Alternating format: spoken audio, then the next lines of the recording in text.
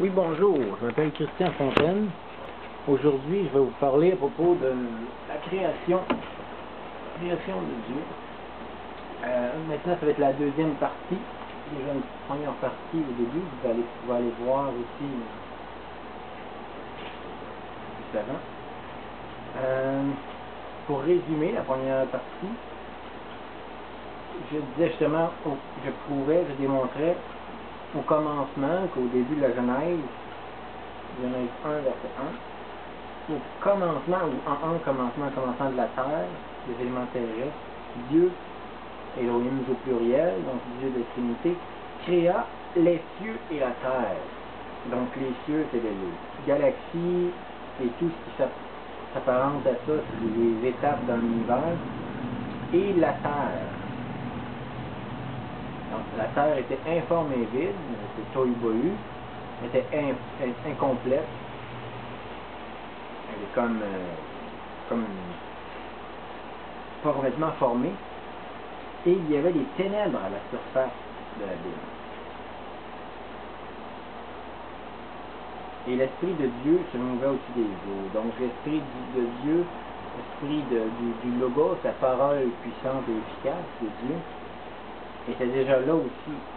Donc il n'y avait pas eu comme je le montre dans l'autre vidéo d'avant, il n'y a pas eu de guerre entre anges ou autres, il n'y a pas de millions d'années possible. Je le trouve de façon certaine au niveau de la logique biblique, au niveau de certains passages et tout ça. Et Dieu dit bon que la lumière soit, la lumière fut. Donc il a dit que la lumière c'est là à partir de la puissance du Logos. Ensuite on voit la formation que Dieu, à travers la parole, il a dit des choses sur au niveau de la terre, au niveau des univers, des cieux. Et les choses sont devenues, ont été formées. Donc la puissance de Dieu qui a créé dans certains passages bibliques, on voit les doigts, la main. Et ensuite, au verset 3, il y a la puissance du logo, de la parole de Dieu. On a déjà le souffle d'Elohim, au pluriel, je veux dire Dieu. Dieu de Trinité était déjà présent. Donc, il a créé la lumière était bonne, c'est une lumière temporaire, puisque le soleil est créé plus tard, comme il est écrit, je vais vous en parler. Mais c'est une lumière qui amène une certaine chaleur en même temps. Et c'est ça. C'est une lumière, c'est jour. Dieu appela la lumière jour et il appela les ténèbres nuit. Ainsi, le soir, le matin, c'était le premier jour. Donc, il n'y avait pas eu de lumière avant ça. Ça veut dire que les anges n'avaient pas battu pour une temps qu'il n'y a pas de nuit, il n'y a rien ici. Dieu dit qu'il y ait une étendue entre les eaux et qu'elle sépare les eaux d'avec les eaux. C'est là que j'étais rendu. Dans la première partie, c'est surtout du verset 1 à 5. Donc, verset 6, justement, c'est qu'il y a une étendue entre les eaux d'avec les eaux. C'est là que je suis rendu. C'est un gros approfondissement de ces versets-là, et de toutes les théories qui certains lancent et tout ça, au niveau de ça, les démagogies. Et, justement, dans le verset 7, on dit Dieu fit l'étendue et sépara les eaux d'au-dessus d'avec les eaux au-dessous. L'étendue et celui que fut ainsi. Dieu appela l'étendue du ciel, ainsi il dit un soir et un matin, c'est tout second jour. Donc, en effet, comme il est dit, là c'est la formation du ciel, la couche d'ozone. Avant ça, c'est les cieux. Donc la couche d'ozone n'était pas encore formée. Donc tu peux pas avoir de vie, d'espèces ou quoi que ce soit. Les espèces ont été formées à ce moment-là. Il ne peut pas de vie. La couche d'ozone n'était pas encore là. C'est les cieux au début, puis le ciel qui est formé à ce moment-là. Donc ça c'est la couche d'ozone, ozone, de l'eau, l'étendue d'eau, en haut, puis au-dessus sur la terre.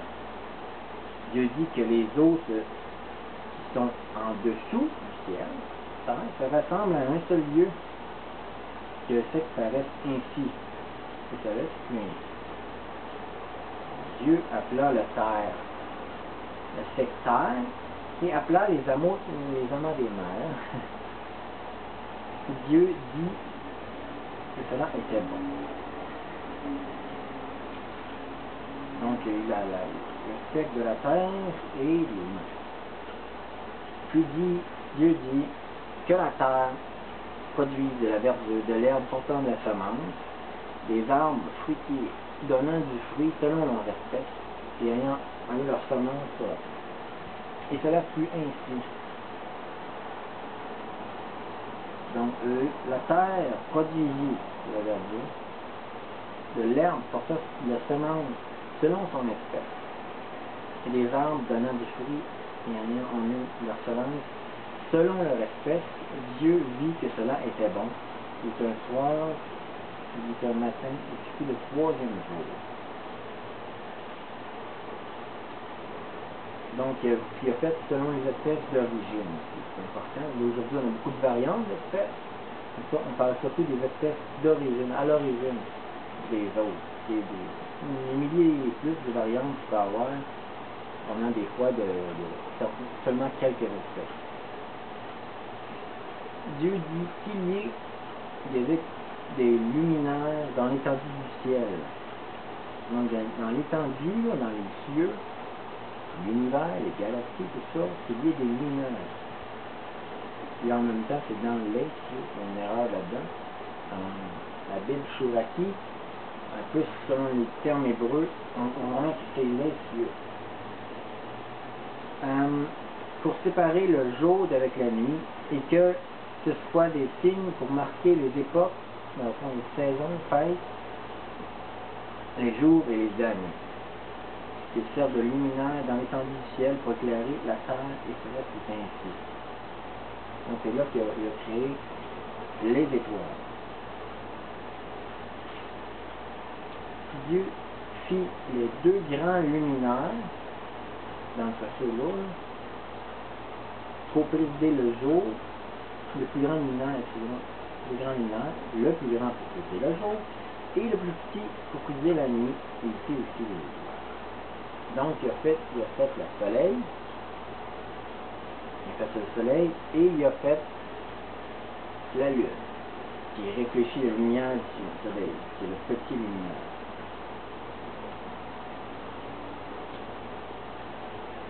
Et Dieu les plaça dans l'étendue du ciel, donc les cieux, pour éclairer la terre.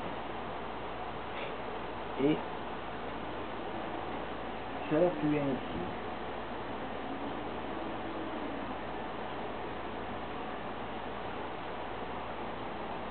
Pour séparer justement la lumière avec les ténèbres, Dieu dit que cela était bon. Ainsi, il était un soir et un matin, ce fut le quatrième jour. Donc maintenant, toujours avec la parole de Dieu, Dieu dit au verset 20, Dieu dit que les eaux produisent en abondance des animaux vivants, des oiseaux, ils vont dire des volatiles, mais c'est vrai que les oiseaux c'est plus général, sur la terre, vers l'étendue du ciel,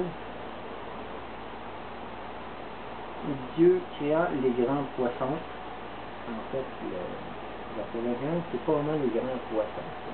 C'est une mauvaise traduction.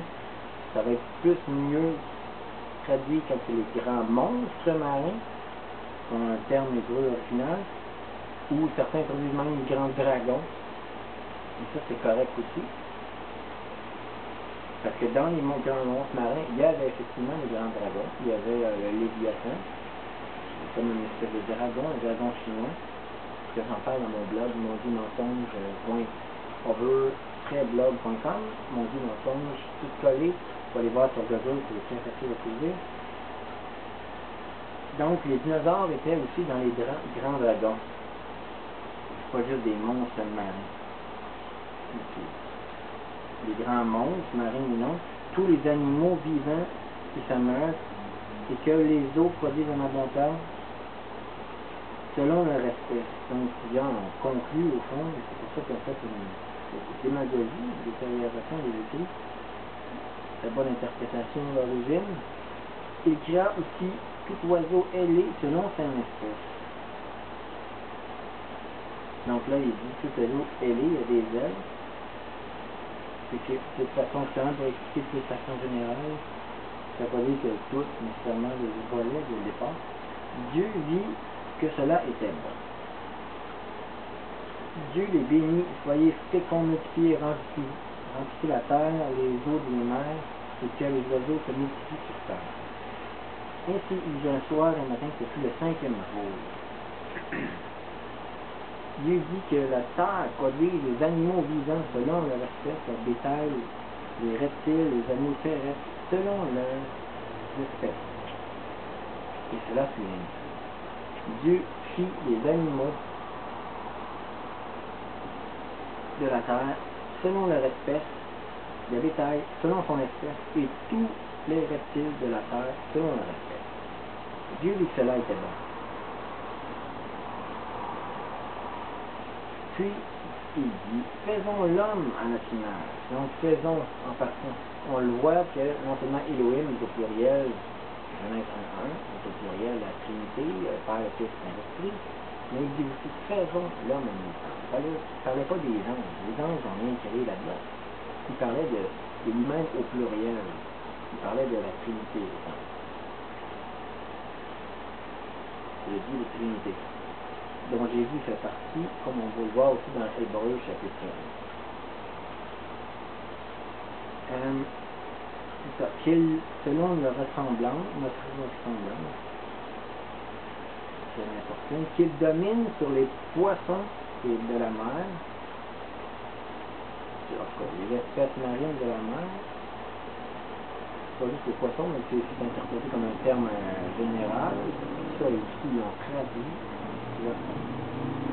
Sur les oiseaux du ciel, sur le bétail, sur toute la terre, et tous les reptiles qui rentrent sur la terre. Donc, est-ce qu'ils dominaient sur les grands dragons, juste sur les reptiles seulement qui rentrent? C'est pas une question. On va voir les termes hébreux encore là pour voir le dictionnaire. Sur la terre, Dieu créa l'homme à son image. Il le créa à l'image de Dieu. Il créa l'homme et la femme.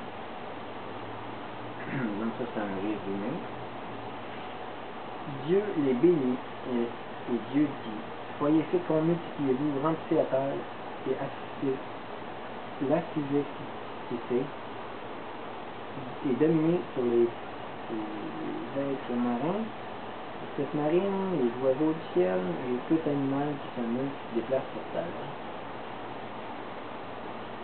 Et Dieu dit, voici je vous donne toute herbe verte, toutes les herbes vertes portant de la semence, et qui est sur face de la terre, et toute arbre ayant du fruit d'arbre et portant de la semence pour l'herbe de nourriture. Donc là on parle des herbes, des feuilles, des plantes et des fruits.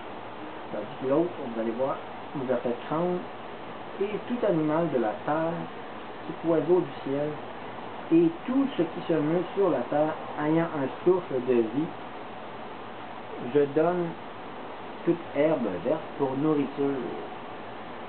Et de là plus ainsi. Donc, je ne parle pas des fruits, je parle juste des herbes, des plantes, des feuilles, mais pas des fruits.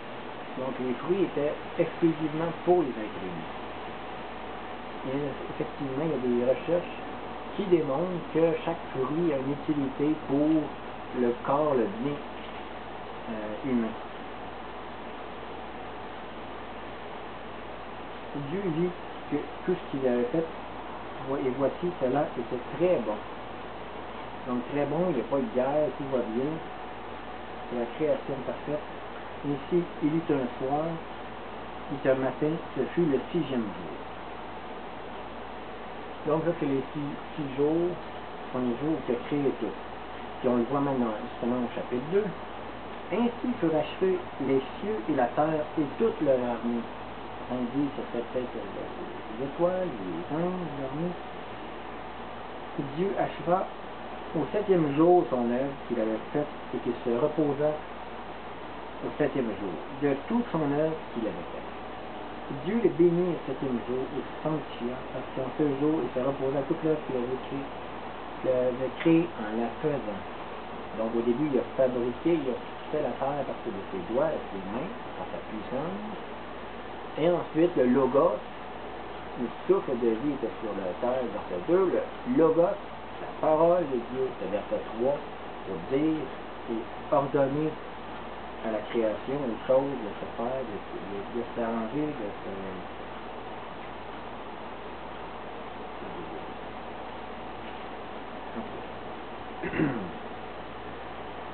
Et voici les origines des cieux et de la terre quand ils furent créés. Donc il dit, voici comment ça s'est passé. Lorsque l'Éternel Dieu fit une terre et des cieux, et voici comment, quand il l'a fait. Il n'y a pas de millions d'années, il n'y a pas de, dans le verset 1, verset 2, il n'y a pas de guerre des anges, sur une terre, il n'y a pas de lumière et tout, il n'y a pas de vie, il n'y a rien.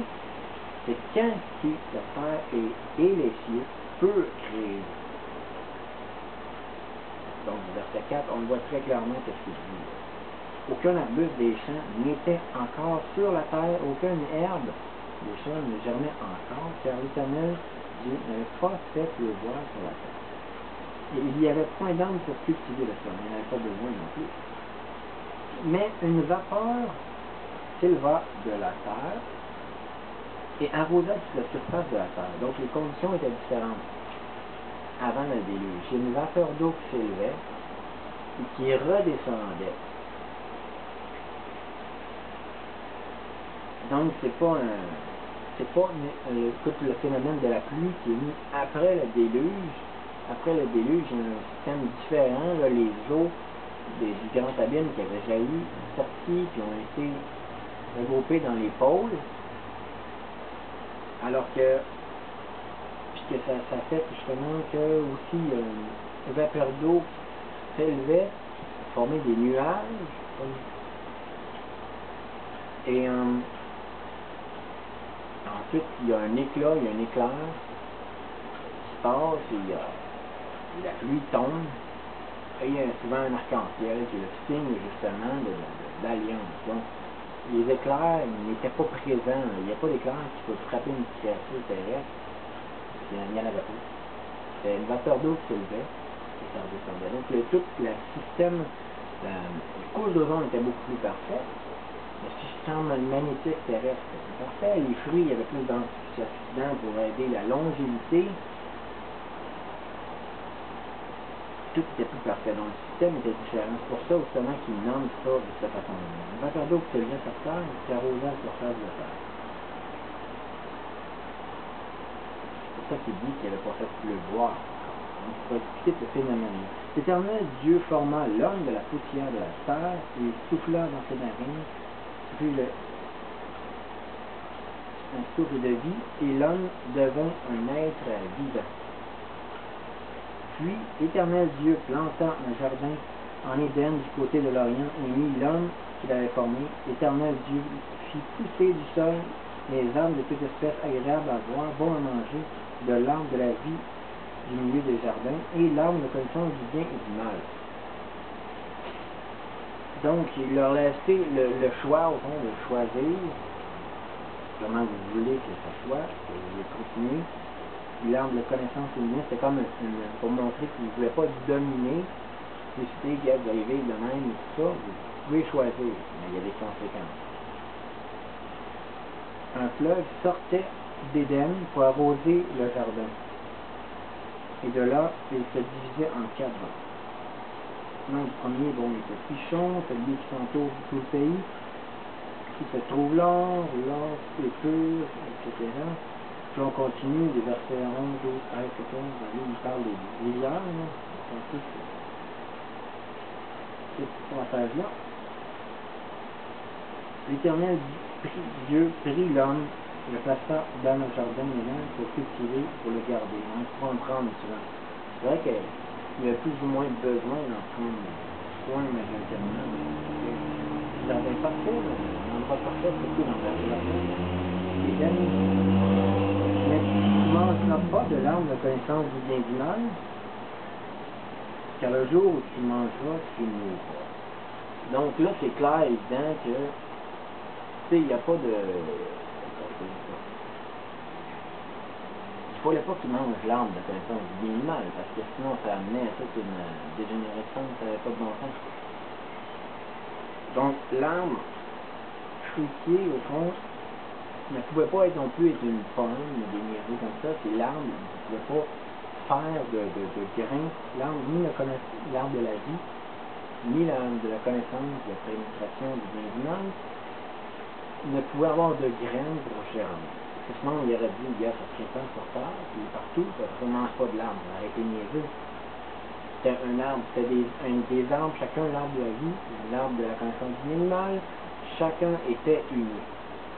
Il ne pouvait pas avoir de graines, ça se répand, on ne mange pas tout arbre là, il y en a partout. Donc, c'est des arbres uniques. Après le déluge, là, il n'y en a plus d'arbres. Il y a de la vase qui est envoyée par-dessus tout ça, ils sont fossilisés, sont morts. Donc, c'est pas les pommes, c'est pas les fruits comme ça, ce serait pas logique. Puis, c'est pas intelligent là, de dire des niaiseries comme ça. L'Éternel Dieu donna cet ordre à l'homme, qui d'ailleurs, ça faisait une pomme. Tu donnes une morceau de pomme à un chien, il y avait vraiment une connaissance du bien et du mal. C'est un rapport, c'est pas de bon sens. On pourrait donner la connaissance du bien et du mal à n'importe quel animal, c'est ça, rien d'autre.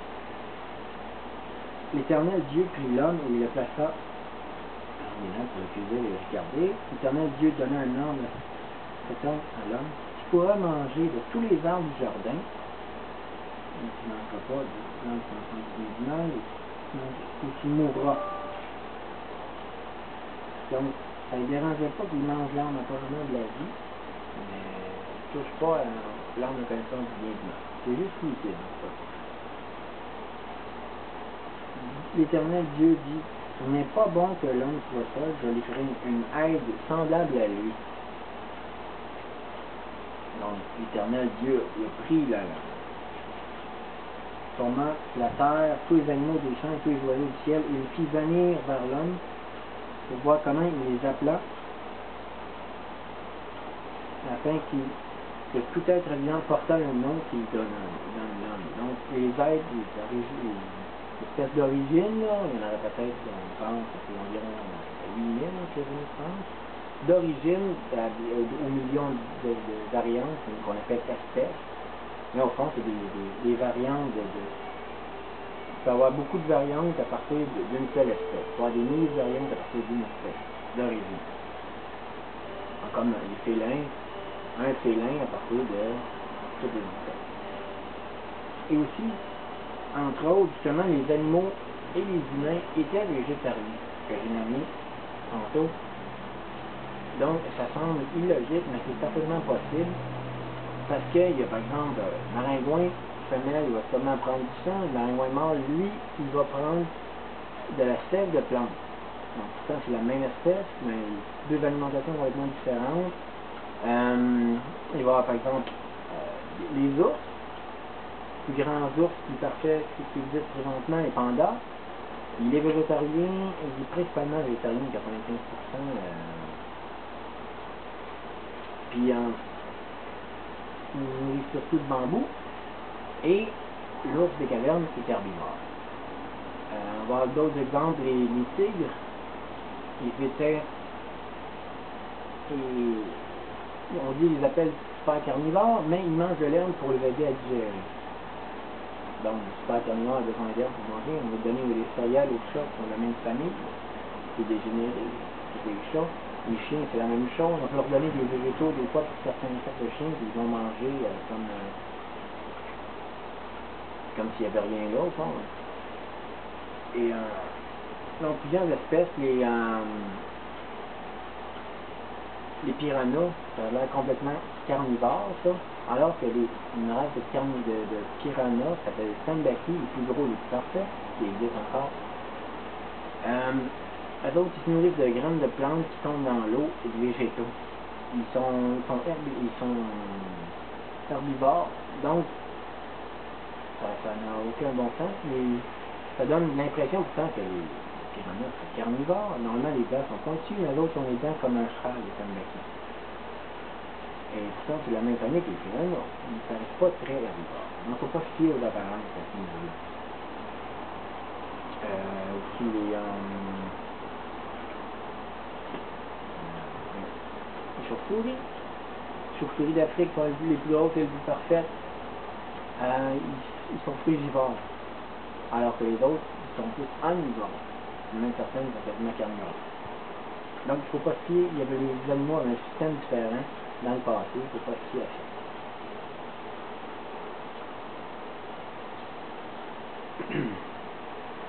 Donc là, on va passer à finir maintenant, puis le prochain coup, on va continuer la prochaine partie, elle va être dans la partie numéro 3, à partir environ du verset 20. Verset 20.